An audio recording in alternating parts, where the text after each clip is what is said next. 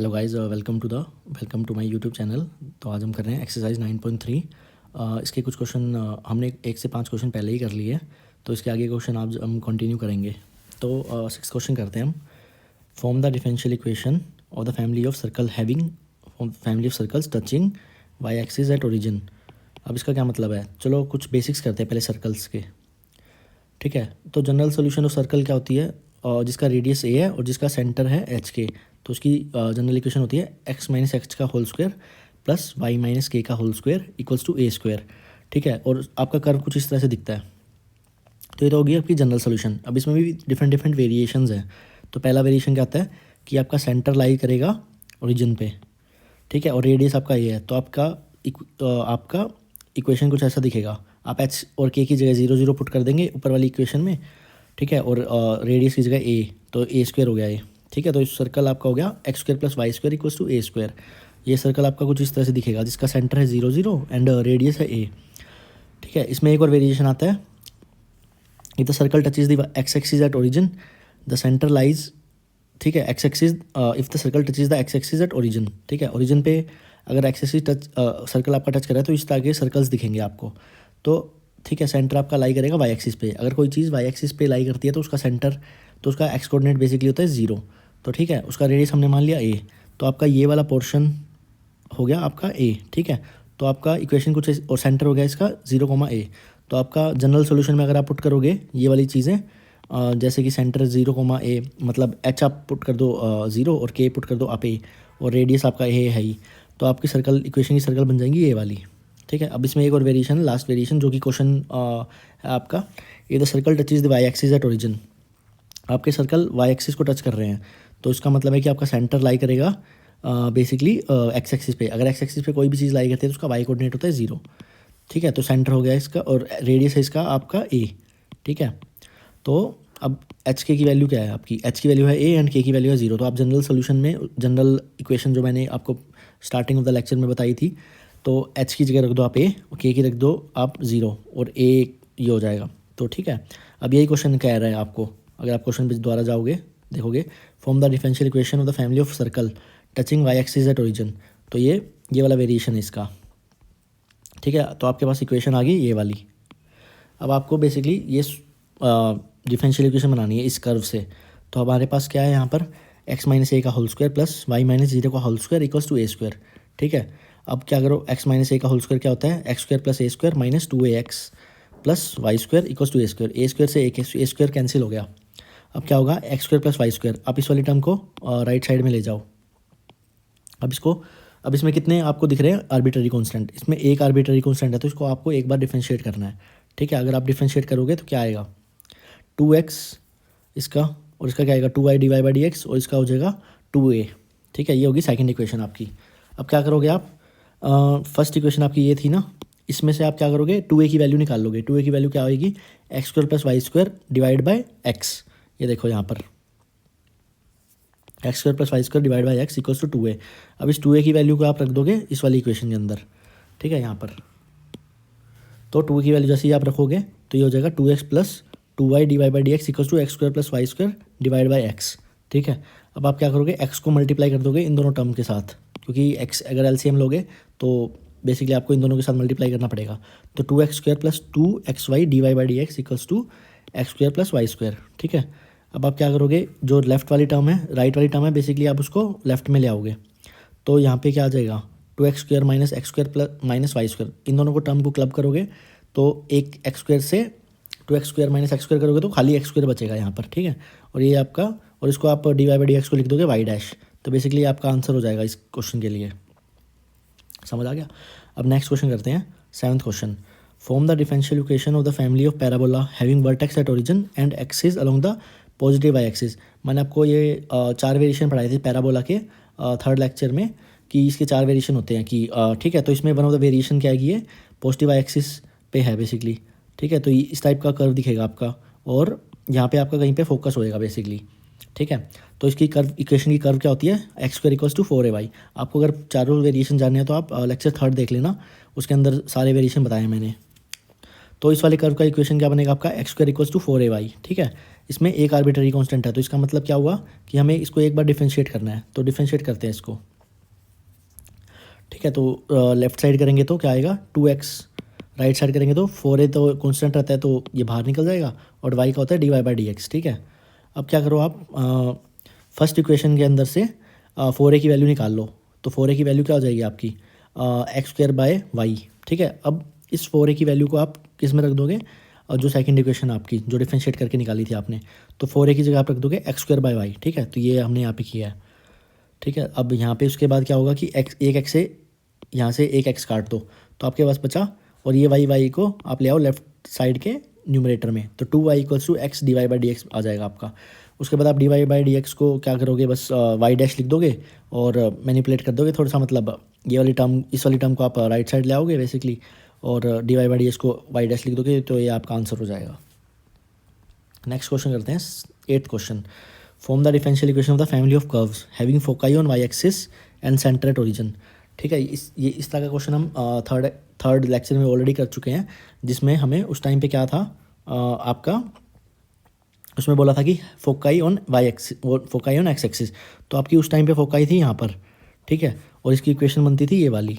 अब आपका कह रहा है कि having foci on Y axis, तो आपका इस टाइप का कर्व बनेगा और फोकाई यहाँ पे होगी आपकी, ठीक है। और इसकी इक्वेशन क्या बनेगी, x² / b² plus y² equals to a² equals to 1, ठीक है। अब इसमें आप देख सकते हो कि दो आर्बिट्ररी कांस्टेंट है, तो इसको इक्वेशन को 2 बार आपको डिफरेंशिएट करना पड़ेगा। तो हमारे पास क्या है, इक्वेशन दी हुई है x² / b² plus y² equals to y² / a² equals to 1। इसको एक बार डिफरेंशिएट करोगे आप तो क्या आएगा, 2x/b² प्लस 1/a² को बाहर निकाल लो, और y² का क्या होएगा 2y dy/dx, ठीक है। और राइट साइड का तो कांस्टेंट है तो 0 हो जाएगा डिफरेंशिएशन। अब क्या करो, इस वाली टर्म को आप राइट साइड में ले जाओ, तो माइनस साइन आ जाएगा इसका, और 2 से 2 कैंसिल कर दो, तो आपके पास बचा क्या ये। अब इसमें भी क्या करना है आपको, कांस्टेंट की टर्म एक साइड ले जाओ, तो a² को आप न्यूमरेटर में ले जाओगे राइट साइड के, ठीक है। अब आपके पास इक्वेशन आ गई ये वाली, इसको आप अगर अगेन डिफरेंशिएट करोगे तो क्या आएगा, अब राइट साइड को डिफरेंशिएट करोगे तो इसका तो 0 ही हो जाएगा क्योंकि ये कांस्टेंट है। लेफ्ट साइड का देखते हैं, लेफ्ट साइड को डिफरेंशिएट करने के लिए अपने पास 2 फॉर्मूले होते हैं, जैसे कि dy/dx of u v, late से 2 फंक्शन है आपके पास u एंड v, तो आप क्या करोगे, u को पहले ऐसे ही रख दो और v को डिफरेंशिएट कर दो, प्लस अब v को ऐसे ही रख दो, और इसमें थोड़ी सी गलती है, और u को डिफरेंशिएट कर दो आप, ठीक है। और एक और फॉर्मूला होता है आपका u/v फॉर्मूला, इसमें इसको आपको अगर डिफरेंशिएट करना है x के रिस्पेक्ट में, तो ये वाला इसका आंसर होता है v², तो v फंक्शन को आप ऊपर रख दो और du/dx कर दो माइनस u dv/dx, तो ये दोनों फॉर्मूले आपके यूज़ होंगे इस वाले को सोल्व करने के लिए। तो आपको ये वाले चीज़ डिफरेंशिएट करनी है, तो इसको मान लो आप u, इसको मान लो v, ठीक है।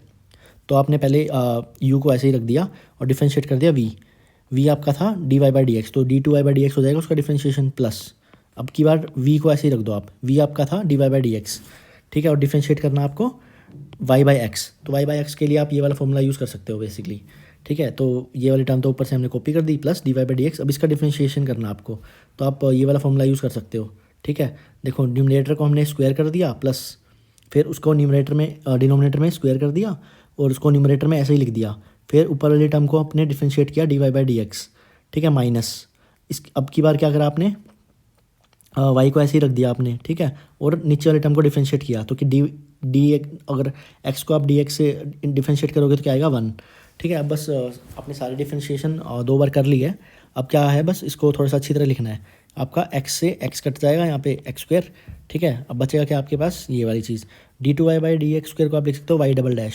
dy/dx को लिख सकते हो आप y डैश, और dy/dx को अगेन लिख सकते हो आप y डैश, ठीक है। अब बस आपको मल्टीप्लाई करना है x को इस टर्म के साथ, क्योंकि ये न्यूमरेटर में आ रहा है, और आप एलसीएम अगर लोगे पूरी टर्म का तो x आएगा, तो और यहाँ पे है नहीं, तो यहाँ पे आप x से मल्टीप्लाई कर दोगे इस टर्म को, तो आपका फाइनली आंसर आ जाएगा xy double dash plus xy dash का whole square minus y dash, ठीक है।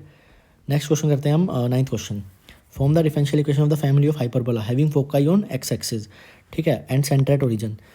इस टाइप का कर्व आपका इस टाइप से दिखेगा कुछ हाइपरबोला का, ठीक है, और जो उसकी इक्वेशन होगी आपकी ये वाली, अगर आपका फोकाई x एक्सिस पे है तो ये वाले फोकाई होते हैं बेसिकली, ठीक है, और x एक्सिस पे है तो आपकी इक्वेशन बनेगी X square upon A square minus Y square by B square equals to 1। अगर आपको फोकाई दिया होता कि आपका फोकाई लाई कर रहा है एक्स वाई एक्सिस पे, तो आपकी यहाँ पे फोकस है आपका लाई कर रहा होता और आपकी इक्वेशन होती है। पर क्वेश्चन में पूछा आपको फोकाई ऑन एक्स एक्सिस, तो आपको ये वाला कर्व बेसिकली डिफ्रेंशिएट करना है।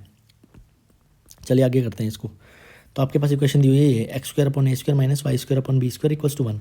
इसको इसमें आपको दो आर्बिट्ररी कॉन्स्टेंट दिख रहे हैं, ठीक है। तो इसको आपको दो बार डिफ्रेंशिएट करना है। तो पहले डिफ्रेंशिएशन करेंगे इसको। तो एक्स स्क्वायर का डिफ्रेंशिएशन क्या होगा, 2x upon A square minus 1/b square बाहर निकाल लेंगे, और वाई स्क्वायर का क्या होता है 2y dy/dx, और राइट में 0 जगह क्योंकि ये कॉन्स्टेंट टर्म है, ठीक है। अब क्या करेंगे, इस वाली टर्म को आप राइट साइड में ले जाओ, तो और 2 से 2 कैंसिल कर दो, आपके पास बचेगा ये। अब क्या करो, आप कांस्टेंट को एक साइड ले जाओ। कांस्टेंट को एक साइड लेके जाओगे तो B square by A square एक साइड आ जाएगा और दूसरी साइड आ जाएगी ये टर्म। अगेन डिफ्रेंशिएट करेंगे इसको हम विद रिस्पेक्ट टू एक्स, तो इसका तो सिंपल सा चीज़ है कि 0 हो जाएगा क्योंकि ये कांस्टेंट टर्म है।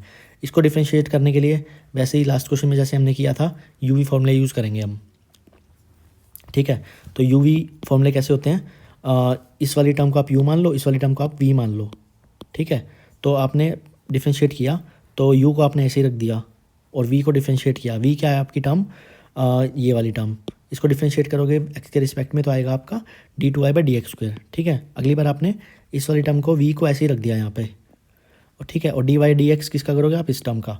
अब अब dy/dx को इस टर्म के साथ डिफ्रेंशिएट, इस टर्म को डिफ्रेंशिएशन करना है आपको, तो u/b का फॉर्मूला लगेगा आपका, ये देखो, ठीक है। अगर आप करोगे, अब इसमें u क्या है आपका, u है आपका y और v है आपका x, तो नीचे वाली टर्म का तो हो जाएगा स्क्वायर, ठीक है। और v टर्म आपकी x को हमने ऐसे ही रख दिया और y को डिफ्रेंशिएट किया विद रिस्पेक्ट टू x, तो हो जाएगा dy/dx माइनस, अब u को ऐसे ही रखना है, u आपकी है ऊपर वाली टर्म y, ठीक है। और x का डिफ्रेंशिएशन करोगे विद रिस्पेक्ट टू x तो 1 आएगा, ठीक है। अब डिफ्रेंशिएशन हमने 2 बार कर दिया है, अब बस इसको अच्छी तरह से लिखना आपको। एक x से यहाँ पे एक x कट जाएगा और बेसिकली आप लिख सकते हो d2y/dx² को लिख सकते हो y डबल डैश, dy/dx को लिख सकते हो आप y डैश, dy/dx को अगेन लिख सकते हो y डैश, ठीक है। और बस और x को इस टर्म के साथ मल्टीप्लाई कर देंगे हम, तो बन जाएगा xy double dash plus xy dash का whole square minus y dash. तो ये बिल्कुल सिंपल सिमिलर डिफरेंशिएशन है लास्ट क्वेश्चन की तरह ही। चलो अब इसका क्वेश्चन करते हैं 10th question. Form the differential equation of the family of circle having centre on y axis and radius equal to 3 units, ठीक है। अब इस टाइप का कर्व दिखेगा आपका, ये किसी भी उसको टच नहीं कर रहा है एक्सिस को, ठीक है। पर इसने कहा है कि सेंटर आपका y एक्सिस पे है, तो सेंटर आपका y एक्सिस पे है तो इसका मतलब क्या है कि एक्स कोऑर्डिनेट उसका 0 होगा, ठीक है। और उसने रेडियस भी दिया हुआ है, रेडियस होगा आपका ये वाला, इतना रेडियस आपका 3, ठीक है। तो और आपने बेसिकली इस सेंटर को ले लिया 0,b, क्योंकि हमें नहीं 0,b ले लिया बेसिकली, तो 0,b आपने एज्यूम कर लिया सेंटर है और रेडियस आपका 3। तो अगर आप उसको जनरल इक्वेशन में डालोगे तो जनरल इक्वेशन आपकी क्या थी, x माइनस एच का whole square plus y minus K का whole square equals to radius का होल स्क्वायर, ठीक है। तो h की वैल्यू क्या है आपके पास, h की वैल्यू आपके पास 0 और k की वैल्यू आपके पास b, तो इसी इक्वेशन में डाल दो आप x माइनस 0 का whole square plus y minus b का whole square equals to 3 square, ठीक है। अब आपके पास इसमें एक आर्बिट्ररी कांस्टेंट है b, तो उसको आप इस इक्वेशन को आपको एक बार डिफरेंशिएट करना है, ठीक है। तो डिफरेंशिएट करते हैं इसको एक बार, तो इस वाली टर्म का क्या हो जाएगा 2x, इस वाली टर्म का क्या हो जाएगा डिफरेंशिएशन 2y माइनस b, ठीक है। और फिर इस वाली टर्म को डिफरेंशिएशन दोबारा करेंगे हम dy/dx, ठीक है। इक्वल्स टू राइट साइड में आपका कांस्टेंट है तो 0 हो जाएगा। अब इसमें 2 से 2 कैंसिल कर दिया हमने, dy/dx को लिख दिया हमने y डैश, तो आपका फाइनली ये बनेगा। और इस टर्म को आप ले आओगे राइट साइड में, ठीक है। और आपके पास अब y/v की वैल्यू आ जाएगी minus x upon y dash, ठीक है। अब क्या करना आपको, y/v की वैल्यू आपके पास आ गई। अब इस वाली चीज़ को आपने सिर्फ मेन इक्वेशन में रख देना है। अगर आप मेन इक्वेशन में रखोगे तो क्या आएगा आपके पास, x square upon minus x upon Y dash का होल स्क्वायर इक्वल्स टू 9, ठीक है। अब इस वाली टर्म को थोड़ा और अच्छी तरह से, अब इस वाली टर्म को आप स्क्वायर कर दोगे, X square upon Y dash का होल स्क्वायर इक्वल्स टू 9। अब क्या करोगे, वाई डैश का होल स्क्वायर एलसीएम आ जाएगा और इन दोनों टर्म के साथ आपका मल्टीप्लाई हो जाएगा बेसिकली। तो देखो हमने मल्टीप्लाई कर दिया है। उसके बाद क्या करो, इस वाली टर्म को आप लेफ्ट साइड में ले आओ, लेफ्ट साइड में लाने के बाद इसका साइन हो जाएगा नेगेटिव, ठीक है। अब इन दोनों टर्म को आप देखो, इन दोनों में से वाई डैश स्क्वायर कॉमन आ रहा है तो वो हमने कॉमन ले लिया और एक्स स्क्वायर माइनस 9 बचेगा प्लस एक्स स्क्वायर। तो ये आपका आंसर है इस क्वेश्चन का। अगला क्वेश्चन क्या कह रहा है, which of the following differential equation has Y as the general solution. ठीक है, अब क्या कर रहा है कि आपको एक कर्व दिया हुआ है, इसका आपको जनरल सोल्यूशन निकालना है। तो हम जनरल सोल्यूशन कैसे निकालते हैं इसका, eliminating the constants, arbitrary constant. तो इसमें दो आर्बिट्ररी कॉन्स्टेंट है इसके पास, C1 एंड C2। तो C1 and C2 arbitrary constant है, दो आर्बिट्ररी कॉन्स्टेंट है इसमें, तो आपको एटलीस्ट इसको दो बार डिफ्रेंशिएट करना ही पड़ेगा। तो चलो आगे करते हैं हम इसको, y equals to C1 e की पावर x प्लस C2 की पावर माइनस एक्स। इसको एक बार डिफ्रेंशिएट करेंगे तो क्या आएगा, लेफ्ट साइड में तो dy/dx हो जाएगा, प्लस C1 कॉन्स्टेंट है तो ये बाहर निकाल सकते हैं, e की पावर x का डिफ्रेंशिएशन होता है e की पावर x, प्लस C2 को बाहर निकाल लिया हमने, e की पावर माइनस एक्स का डिफ्रेंशिएशन होता है e की पावर माइनस एक्स, और फिर इस वाली टर्म का क्या हो जाएगा, -1। ठीक है, तो इसको -1 के साथ मल्टीप्लाई करेंगे तो साइन चेंज होएगा यहाँ पे। अब इसको एक बार और डिफ्रेंशिएट करते हैं हम, एक बार और डिफ्रेंशिएट करेंगे इस टर्म को, क्या आ जाएगा, इस लेफ्ट साइड तो आ जाएगा d2y/dx², और राइट साइड क्या आएगा, C1 e की पावर x का डिफ्रेंशिएशन क्या आएगा, C1 की पावर e की पावर x, और C2 e की पावर माइनस एक्स का डिफ्रेंशिएशन होता है C2 e की पावर माइनस एक्स, और मल्टीप्लाई में हो जाएगा -1। ठीक है, तो ये -1 इसको देखोगे तो आप ये दोनों प्लस हो जाएंगे यहाँ पे, और ये वाली वैल्यू हमें पहले से ही पता है, ये ओरिजिनल क्वेश्चन में देखोगे आप तो इसकी वैल्यू होती है y, तो बस इसकी जगह हमें y रख देना है। ठीक है, तो हमने यहाँ पे रख दिया y, और ये आपका सोल्यूशन हो जाएगा। अगर आप देखोगे कौन सा ऑप्शन सही है तो इसमें बी ऑप्शन सही होएगा आपका, क्योंकि d2y/dx² minus y equals to 0, तो इसमें आपका बी ऑप्शन सही हो जाएगा। लास्ट क्वेश्चन करते हैं, which of the following differential equation has y equals to x as one of the particular solution. ठीक है, अब आपको इस कर्व से अगर कोई चीज़ पर्टिकुलर सोल्यूशन है किसी डिफरेंशियल इक्वेशन का, तो ये वाली चीज़ बेसिकली सेटिस्फाई करेगी आपके डिफरेंशियल इक्वेशन को। तो क्या करेंगे, हमें कौन कौन सी टर्म चाहिए इसको सेटिस्फाई करने के लिए, तो आपके पास y इक्वल्स टू x है। ठीक है, y की टर्म है आपके पास, यहाँ पे अगर ऑप्शंस में आप देखोगे तो d2y/dx² की वैल्यू चाहिए आपको, dy/dx की वैल्यू चाहिए। ठीक है, तो हम इस वाले कर्व से dy/dx और d2y/dx की वैल्यू निकाल सकते हैं डिफरेंशिएशन करके। ठीक है, तो चलो करते हैं इसको। तो अपने पास है y इक्वल्स टू x, इसको अगर एक बार डिफरेंशिएट करोगे तो क्या आ जाएगा आपका, dy/dx इस साइड, और इसको हो जाएगा 1। अगर एक बार और डिफरेंशिएट करोगे आप इसको तो आपके पास वैल्यू क्या आ जाएगी, इसको एक बार और डिफरेंशिएट करना है, d2y/dx² इक्वल्स टू 0, क्योंकि राइट साइड में कॉन्स्टेंट टर्म है। ठीक है, अब आपके पास सारी वैल्यूज़ है बेसिकली, d2y/dx² की वैल्यू है, dy/dx की वैल्यू है, और y की वैल्यू है। इन सारी वैल्यूज़ को आप सारे ऑप्शन में रख के देखोगे। ठीक है, और आप क्या करोगे, अगर कोई भी इक्वेशन सेटिस्फाई हो रहा है तो उसका मतलब ये है कि जो आपका ओरिजिनल आपकी जो ये इक्वेशन थी, ये पर्टिकुलर सोल्यूशन है उस डिफरेंशियल इक्वेशन का। ठीक है, तो हम ऑप्शन सी में रख के देखते हैं। ऑप्शन सी आपका ये वाला है। अब आपके पास d2y/dx² की वैल्यू कितनी है, 0, तो हमने यहाँ पे रख दिया 0, -x², dy/dx की वैल्यू है 1 आपके पास। ठीक है, और y की वैल्यू आपके पास है x।